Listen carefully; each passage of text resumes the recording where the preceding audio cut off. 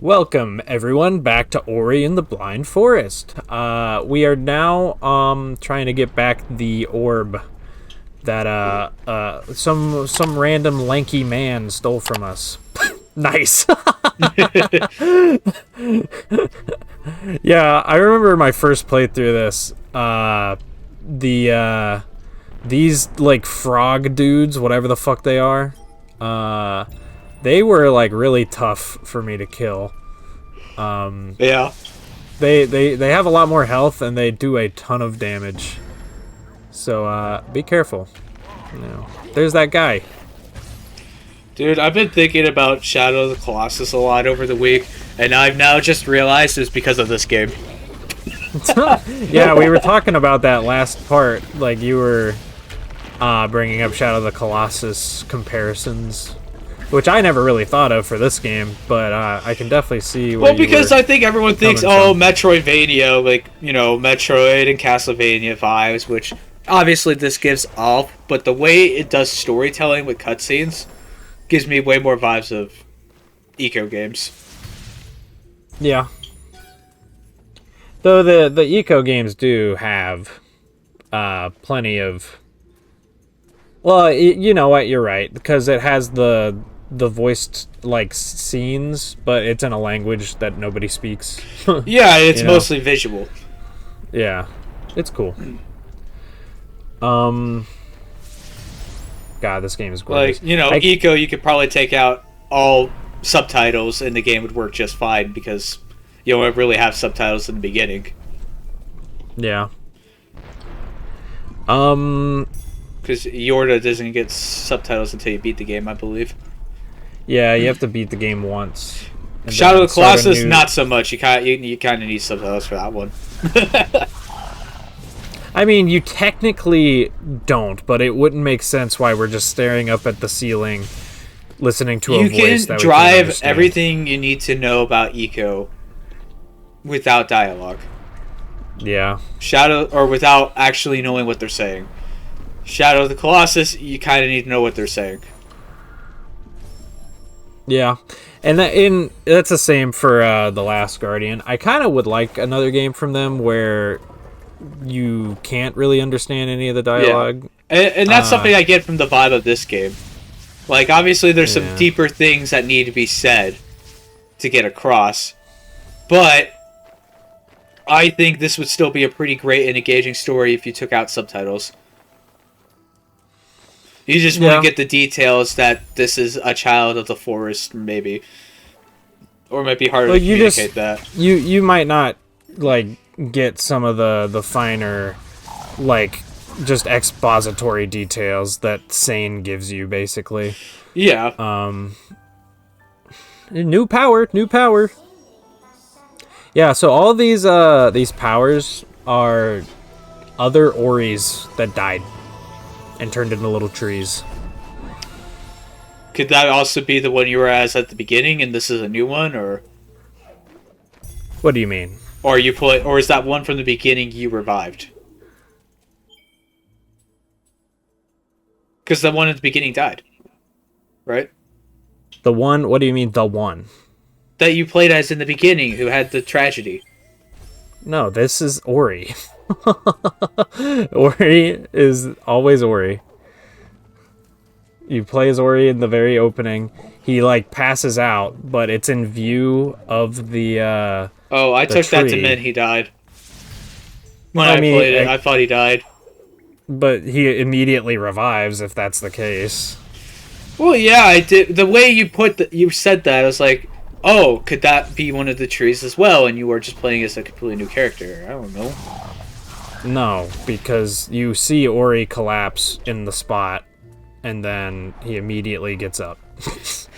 Oh, sorry for trying to have a theory to a game I haven't beaten, okay? Okay, well, you're not far off. Look, at least I'm paying attention. All the other, whatever Ori species is, like, they're died, and they became trees in this land. Circle of life. So... like, clearly, maybe the same thing would happen to Ori. Who knows?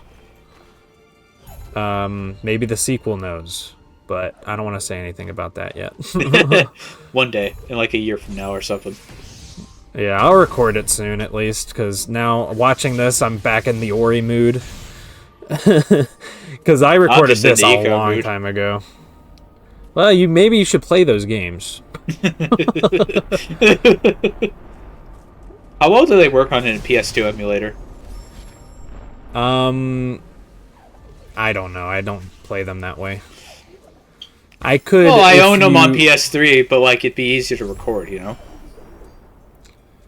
Yeah, but I mean, I recorded the PS3 version, so.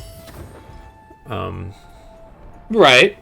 It's not that bad to record the PS3. I know. I recorded Nier off of it. And you don't want to go back to recording it. I can't understand why.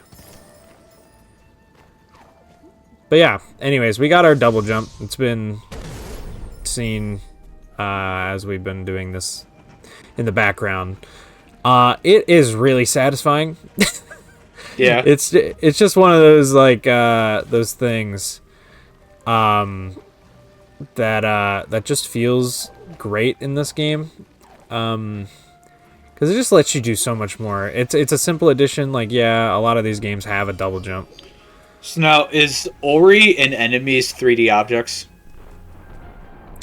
No, they are sprites, but the way they are animated, it's like a mix of tweening and actual keyframes. Okay. So, like, stuff like Ori's ears, his tail, and whatnot, they have, like, actual physics applied to them. Because I assumed they were 3D models and was definitely impressed with how well they meshed with the 2D backgrounds. Which I do appreciate, that even the water is 2D instead of fancy 3D particle effects. Which always look good. I guess closest you get here is the water. Yeah, the water is definitely, like, a 3D effect going on. Yeah, but it still it meshes well with everything, you know. Yeah, it meshes with the visual style of this game is so good. It is gorgeous. Yeah, it is excellent. And I do love looking at these more corrupted areas in contrast to the more pretty areas you were in before. Yeah. Yeah, the like purple, like poisoned water down here and stuff is. It's such a fucking cool environment, and like this world map, like the design of it is like constantly shifting all the time. Like, we're in one area right now, but we have like this area where there's like the waterfalls in the back, lots of rocky terrain and stuff in this cave. But you also have like that area that we saw earlier with the like mushrooms and the purple water. It's like an ever-changing landscape, almost. You know what Ori's animations remind me of? What? Goku, but he can't talk. Yeah, like Kid Goku? Yeah. Yeah, I can absolutely see that. Ori's just Kid Goku, and this is Dragon Ball, but they can't talk. Well, Ori can talk. Shut up, and you're ruining my thing. Or he can talk, and we get dialogue from him, kinda in the next game, but not in the way that you're thinking. The only dialogue I want in Metroidvania is from Metroid Dread, where the character gets a single line in a language that's made up, and it's the most badass thing I've ever seen. I want to play Dread again. Damn it! I should record Super first. Damn it. Damn it, damn it, damn it. Whenever I suffer through 2. We were talking about not even doing 2, so... Yeah, but then we settled on live streaming it, so I guess that's what we're doing. Yeah. I mean, that works for me. Since, you know, neither of us have really played it all the way... Well, I think you have, right? No. Oh, no, well then never mind. Neither of us have, like... an especially large attachment to it at the present time. So, I mean, it might be blasphemous for some Metroid fans watching, but you know, it's fine. But just look already with the double jump, how just fluidly you can move Ori through these environments. There's like, I don't know how they managed this, but this is just some of the most fluid, smooth gameplay ever, and it like works perfectly on everything. Honestly, the only smoother thing I've seen is like Metroid Fusion or Dread, maybe Hollow Knight. Yeah, but even in like Metroid Dread and Fusion, that movement is very like instant in every way. Like, you know, you press left, you instantaneously start moving left. You press right, you instantaneously start moving right. If you do a spin jump, you're always moving forward, so if you press left and right while doing that, then you'll instantly start moving in those directions. Like, you know, it's very how do I describe it? It's like very precise.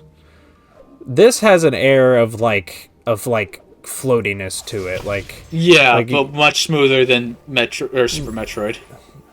Yeah, like Super Metroid is just like stiff with low gravity. This is like low gravity, but finely tuned. Yeah, Ori still moves exactly how you would expect him to. Yeah. Ow. Like I said, I made the comparison of like Blaster Master Zero before. Ow. And this is definitely a lot smoother than that. Yeah. No shade to Blaster Master Zero. I'm just speaking the truth. That tank controls weird, and you know it. I played one of the games, and I can't really recall how it controls at the moment. So maybe I didn't play enough. Give you an idea, despite how much of these games I played, I almost always die in the first room of the first game whenever I load it back up, because I can't get used to the movement fast enough, and enemies just destroy me. Mm-hmm. Or maybe I just suck at games. Probably that. Yeah. You do. Oh, so look. cute. It's so cute. Ori was kind, so Gumo was kind back. That's his name, by the way. I love Gumo. He's a wacky dude. Stupid I kind of wish... Fuck. That's what I called. One thing I wish the Ori games had that they just don't is more ways to play as other characters. Because, like, you see in this game how Gumo moves through the environment, and I feel like they could translate that into, like, a fun alternate gameplay style. You know what? They got more to go off of than Shovel Knight did, and Shovel Knight pulled it off. To their detriment. Exactly. Yeah, to their detriment. Yeah, maybe it's a good idea that they don't. Oh. Well, because you run into the issue of you design a game around a playstyle, and suddenly you have to design a playstyle to fit a game that it wasn't made for. Yeah, and I get that, and usually Metroidvanias don't do multiple playable characters, so like it's not a Blaster Master does.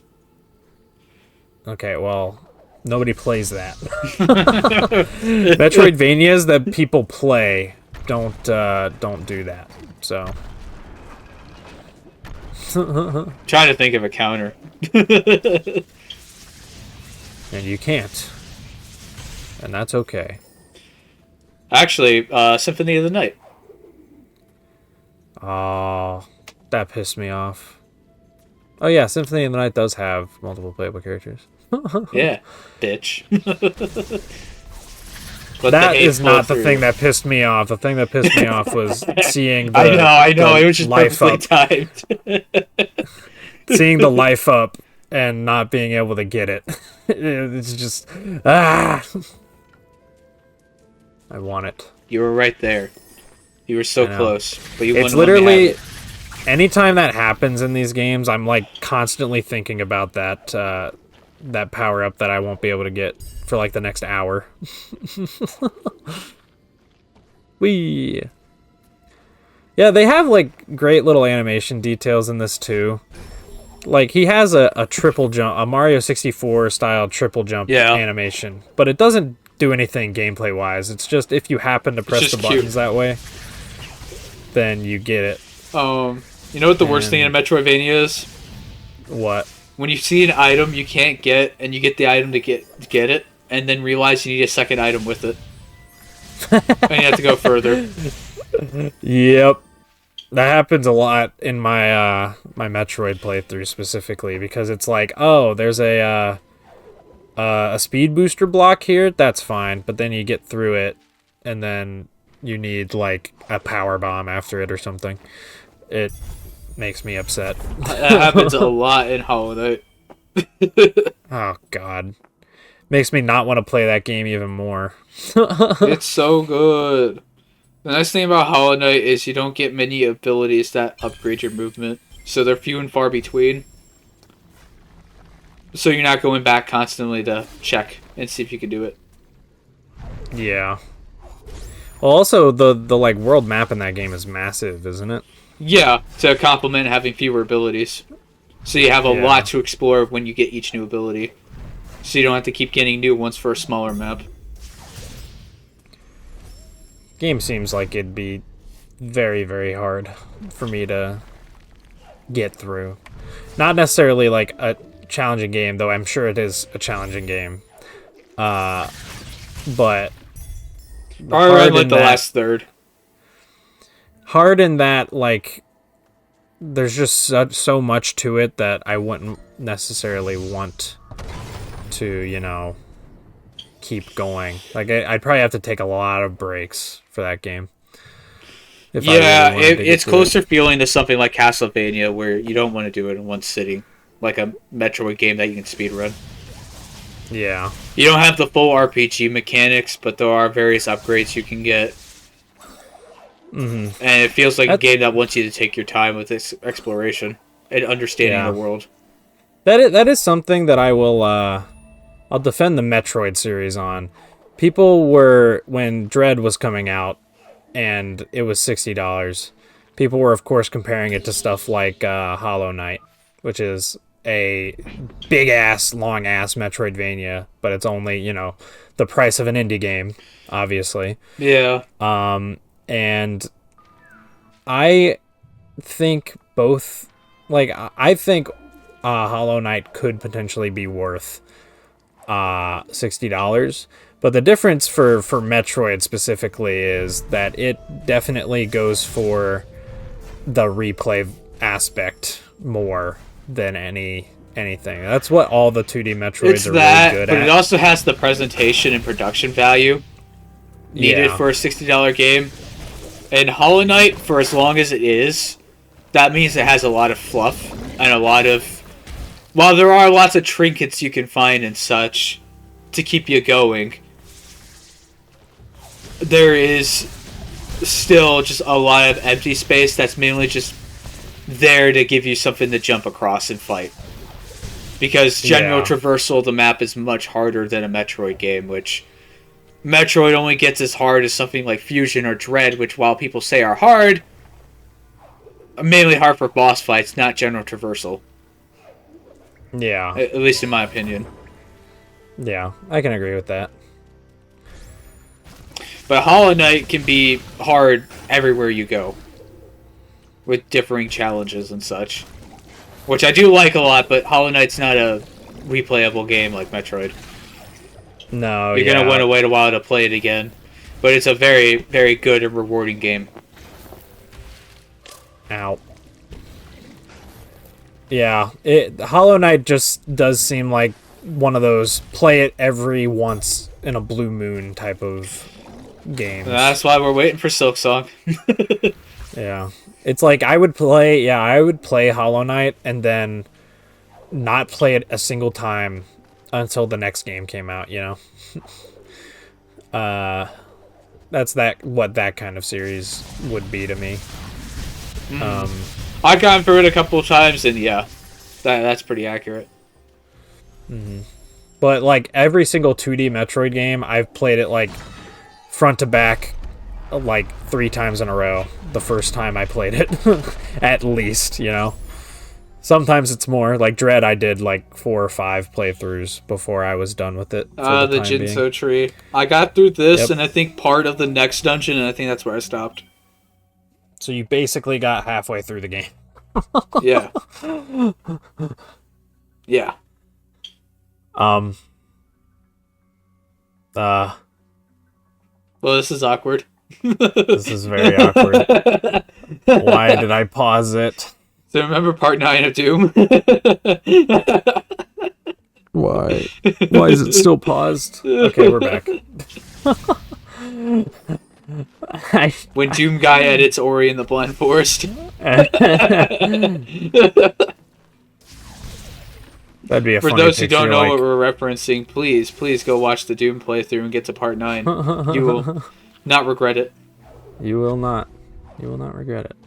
That'd be a funny like thumbnail. I would not be able to do it, but just having like a cute little Ori trying to push the Doom guy away from the computer. But he just refuses to give it up. No, it's like an angel or devil situation, and he's sitting on one side of Doom Guy, and some enemy character sitting on the other side. Oh, it's Ori on one side, and then Isabelle from Animal Crossing on the other. We have to make it the canonical pairing. Isabelle is the evil one, of course. Dude, some of those fan edits were absolutely insane when Doom Eternal came out. My goodness. This is what happens when Animal Crossing releases at the same time as Doom. Yep. And then it didn't make it any better when in Smash Brothers they added the Doomslayer costume and then Isabelle as a playable character. Yep. Doomslayer should not be playable in Smash. I get why people would win it, but no, he shouldn't. Because there's no way to do him correctly, because he always wins. Does he always win? He kills God. Who else kills God? Sonic has killed gods. Yeah, but not God, the creator of all. I mean, Ash Ketchum caught God. Yeah, but Ash Ketchum is not in Smash Bros. No, but Red is, and Red is better. Cool, but he didn't catch God. He could have.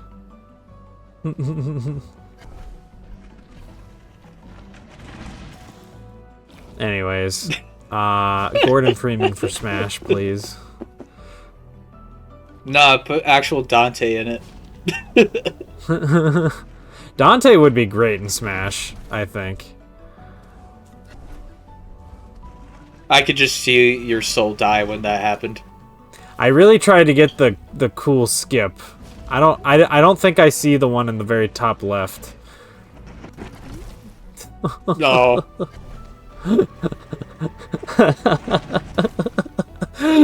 Is this really necessary? I'm trying to be cool, man. So why are we watching your fails? Why do you have no whimsy in your life? I have whimsy for 1 or 2 fails. Well, you get 3 or 4. How about that?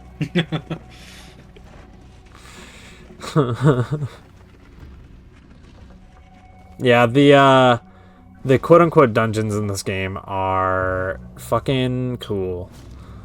They're literally just puzzle platforming challenges. They're mainly focused on the platforming more than anything. Mm-hmm. But yeah, they're just fucking excellent. This one very tame. Though the super extra the chase sequence at the end of it did fuck me up on my first playthrough a lot. It is hard, but it's really good. Yeah. Ow. Hollow Knight has a platforming dungeon like this. Yeah. It's called The Path of Pain, and it took me a month.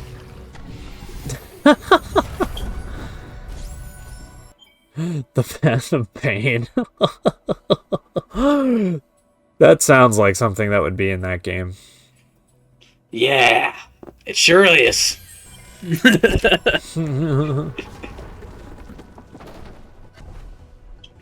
Yeah. This is cool. These like portal things, they're like really simple, but they let you do cool stuff like that, or they like have you do cool stuff like that. I guess I should say. You really got to think about,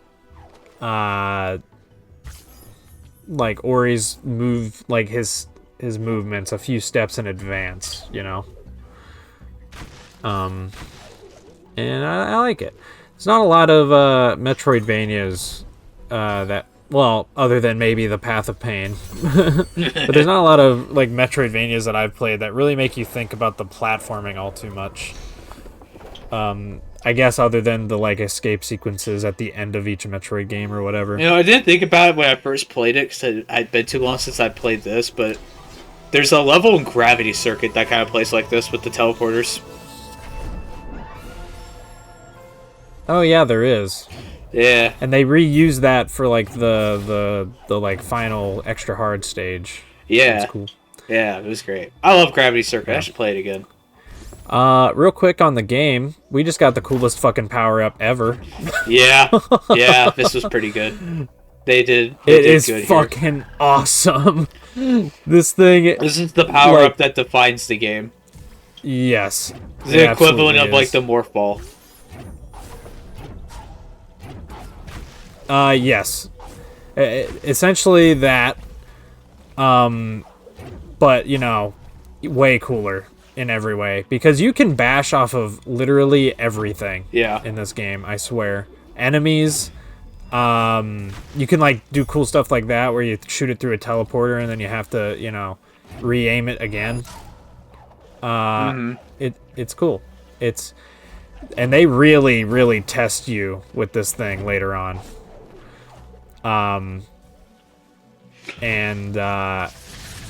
This is one of those abilities where if you really know what you're doing, you've never touched the ground.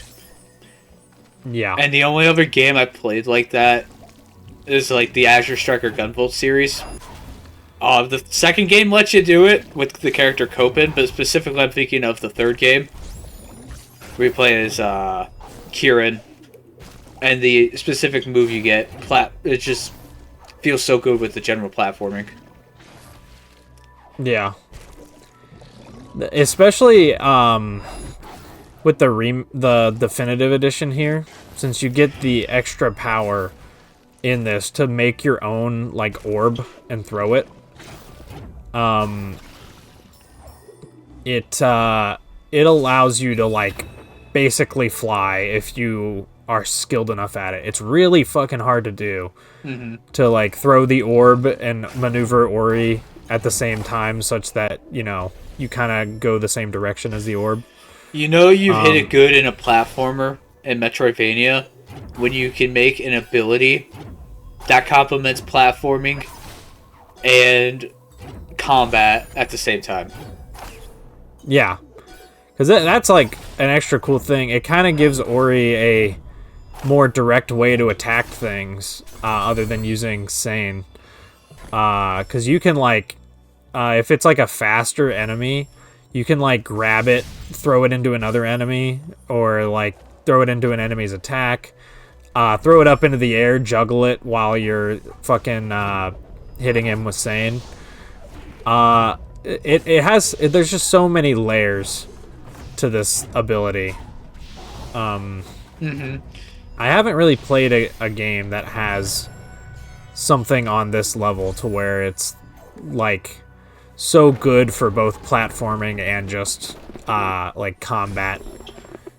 And it's like, it's not even just like the like screw attack and the space jump combined, you know, where it's just like free platforming and free combat. Yeah. It's like something you actually have to be good at. I love it. Love it, love it, love it. Ugh.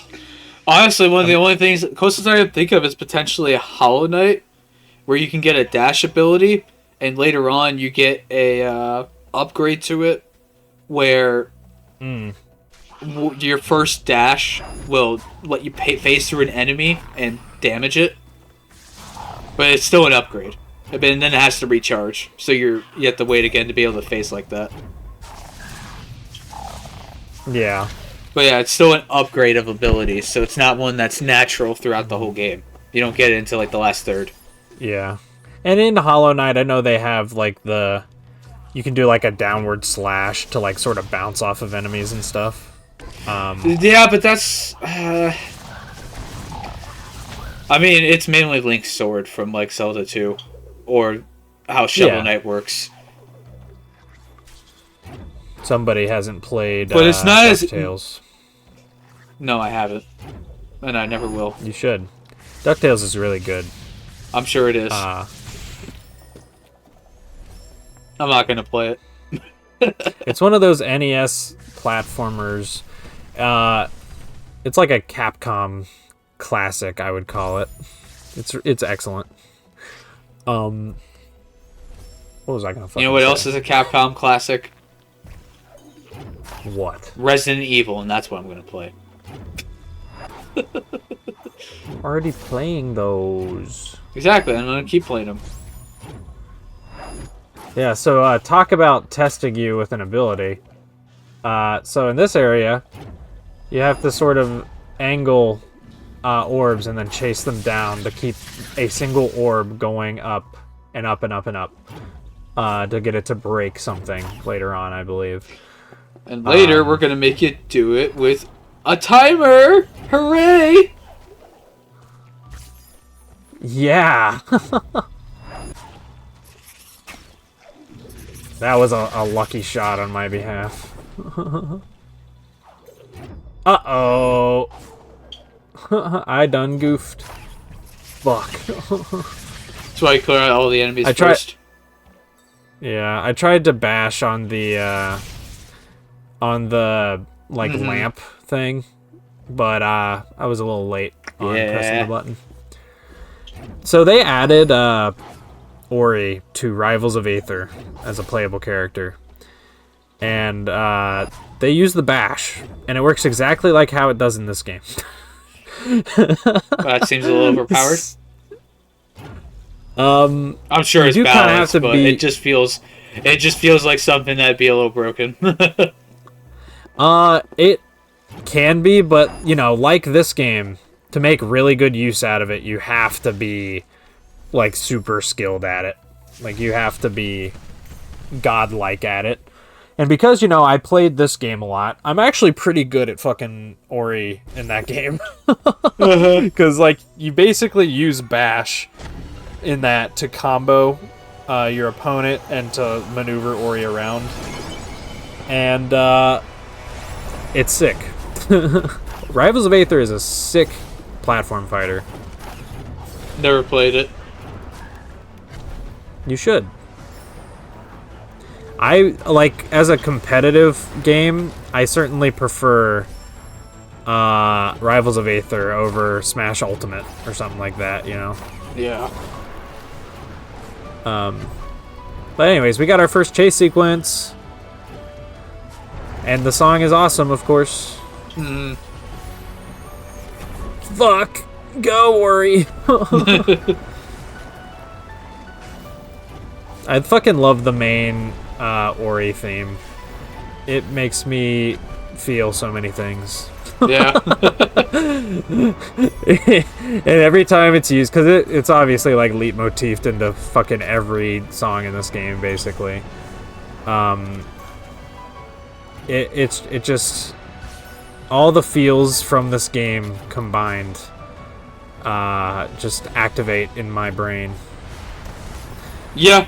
It's kind of how I It's so feel fun. with like how his world is used in Sonic 06 or Yeah. shoot, I had another example. The main theme of like Final Fantasy 13. Another good one. Mm-hmm. It's not exactly the same thing, but the song "Tri-Age at Dawn" from Half-Life 2, it's not like a mainstay theme Triage. in the Half-Life game. Yeah, whatever, Triage. That makes more sense. But it's spelled the same, whatever. But it doesn't it's not like a mainstay Half-Life theme or anything. It's literally a song that plays in Half-Life 2 for 20 seconds. And that's it. But the fans have kind of turned it into a Half-Life like leitmotif. And they use it in a lot of fan projects and like fan works and whatever. And I like it. It's cool. That's a really big pissed off bird. Uh-oh. Run from the bird. Fuck. Wait, Ori, just wall jump. Ori, wall jump. Wake Phoenix up, down! Ori. Phoenix down!